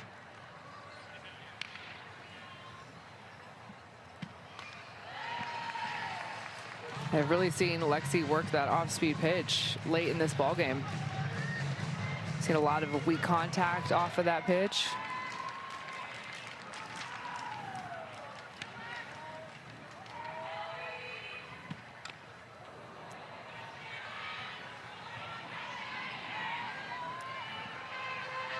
Hit the bat of Otis for an unintentional strike on her part. Trying to hold up. 1-2.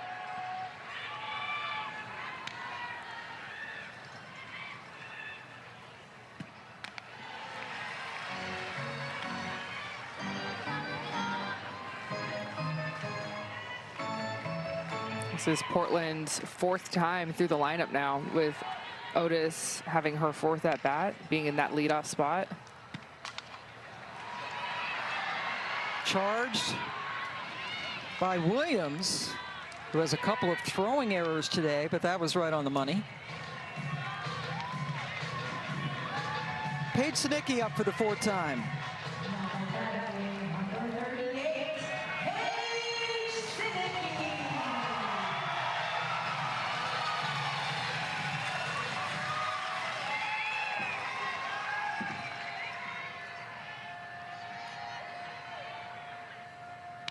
Williams and Erickson playing in at 3rd and 1st respectively, and starts her off with another off speed. Yeah, she's feeling that pitch right now. Throws her off speed off of her curveball.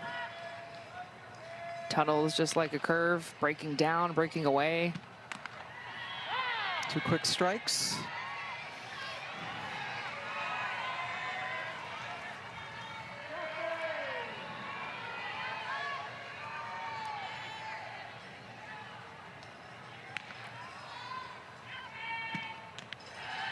Looking ahead to the Chicago 7th, Agbayani batting 9th, followed by Wallace and Williams, due up to try to at least tie this game.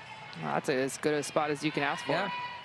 Agbayani's so good at getting on base, and the other 2 good at clearing them. Williams runs out of room, goes into the camera operator bay. That's the top RBI producer, so if Chicago can get either Agbayani or Wallace on in front of her, who knows what can happen.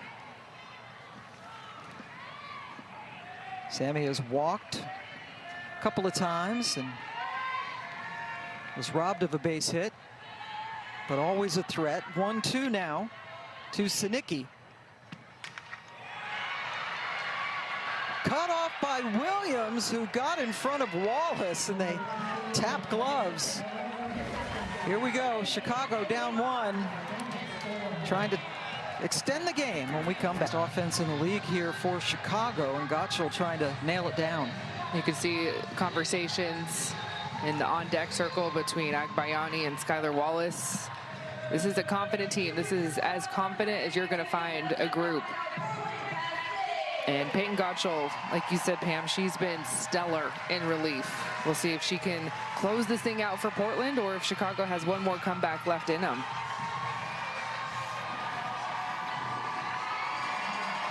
Agbayani coming in on an 8-game hit streak that is in jeopardy.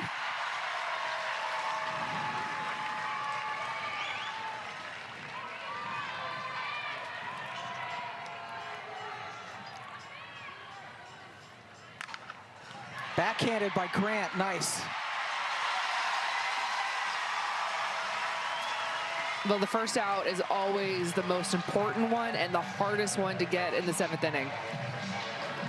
And anytime that Ailana Agbayani puts the ball in play, I feel the pressure up here. There's no room for error. That was a huge out. Now Skylar Wallace, who has the only hit against Gottschall today, in fact, the only Bandit to reach base against her. He's back in the 4th inning. Second time Skylar's faced her today. Sammy Williams on deck.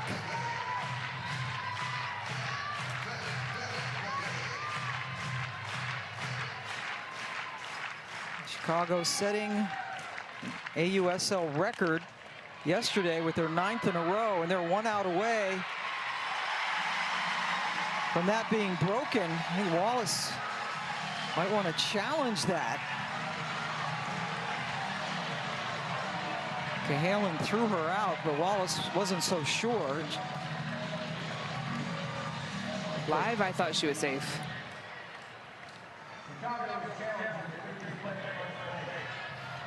Field was out. This play's under review. Wallace has had a couple of close calls over there at first today. Oh, what a call this could be with Skylar Wallace either on first base or you have 2 outs. Ball in the mitt there. Where is her foot? In the mitt. Ooh. Oh man, Pam, is there enough to overturn? The call on the field stands. We have at first base. No. And another play there for Stewart over at first where she had to pick it up very low. So that's Chicago's 2nd and final challenge. So it's all up to Sammy Williams.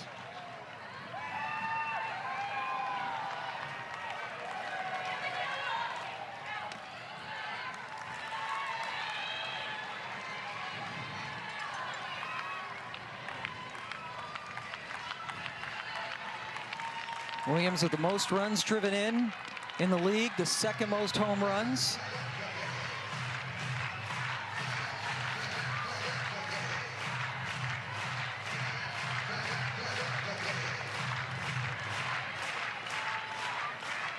She's ahead of Gottschall 2-0.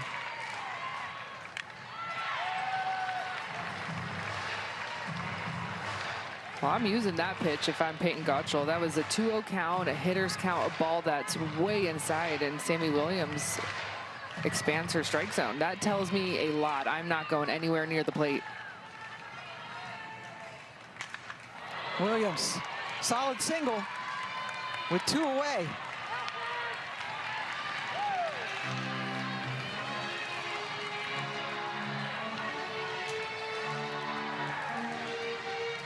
And that sets up Mac Barbara, who has walked a couple of times and fouled out.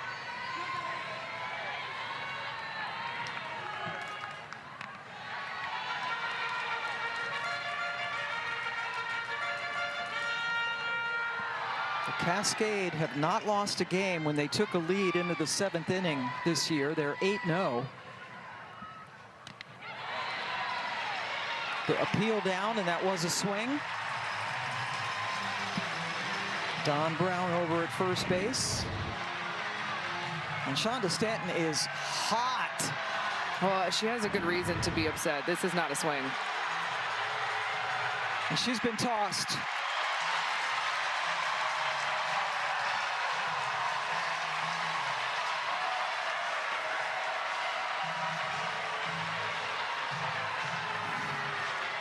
Stanton has had quite a few conversations with umpires during this game. All the close calls, the appeals have not worked out.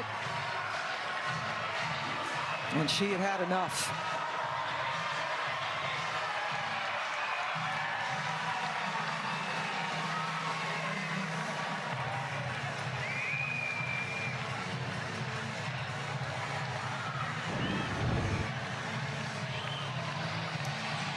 Yeah, this is not a swing. No, I don't even think it was particularly close. No. So Stanton had a point. She got thrown out, and now the Cascade fans. Well, the fans are loving it. They're loving the drama, but both teams are having to take a moment here and re-lock in. Chicago's having to figure out who's coaching third base. Mac Barbara has to check back into her at bat. Peyton Gottschall was throwing a couple of pitches. I mean, this is the game. Barbara extends the game. Williams has to stop at second as Falvey got over there quickly. Back-to-back singles for Chicago, and here comes Morgan Zirkle. You knew it would not be easy, even with 2 outs. This is the best offense in the league. So if they have outs to go, they can make things happen. And how about Mac Barbara with all the drama, swing, no swing, next pitch, laces a single. Zirkle goes after the first pitch.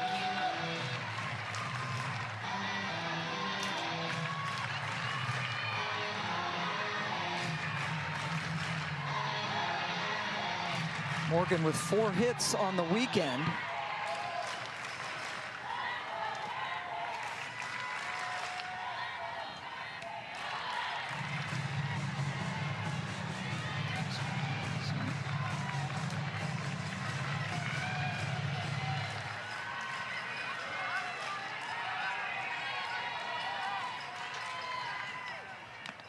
Zirkle held up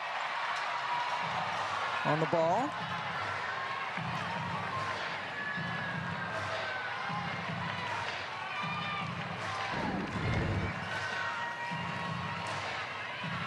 Cascade was thinking this is a strike. I think they were wanting it on the call, not on the swing. And another miss for Gottschall, so a 3-1 count for Zirkle. Jacopo on deck.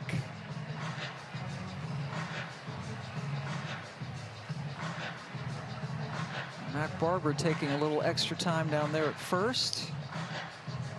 Walk things off.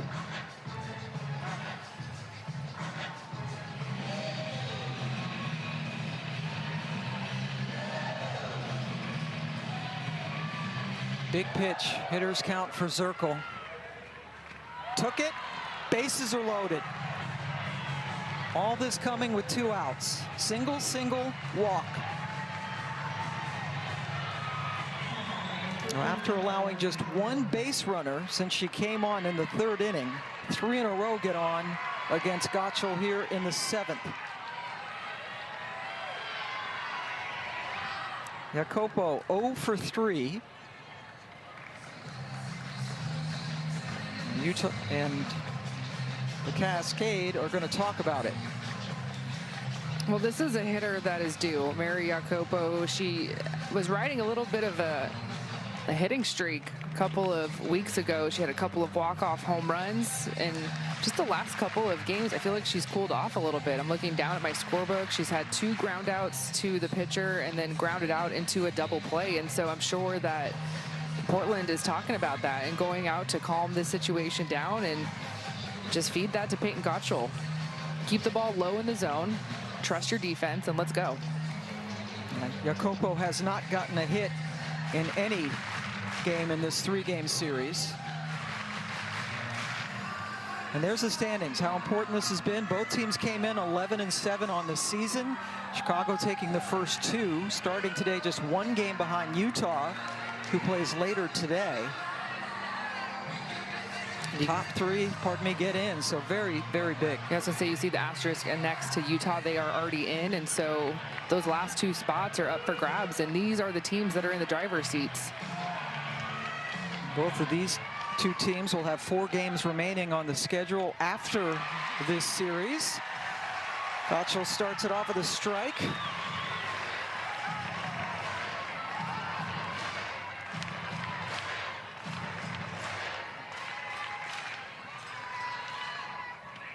Two strikes.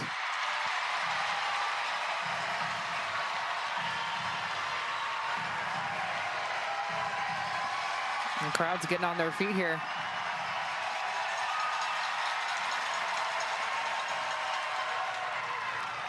Fielded by Stewart. The game is over. Chicago's 9-game winning streak is over. And Peyton Gottschall hangs on for the 5-4 win.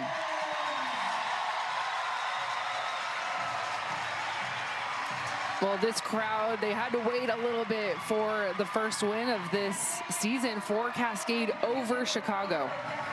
It was so important for Portland to not get swept. And this is the hottest team in the league, Chicago is, so somebody's got to do it. Somebody's got to break that win streak.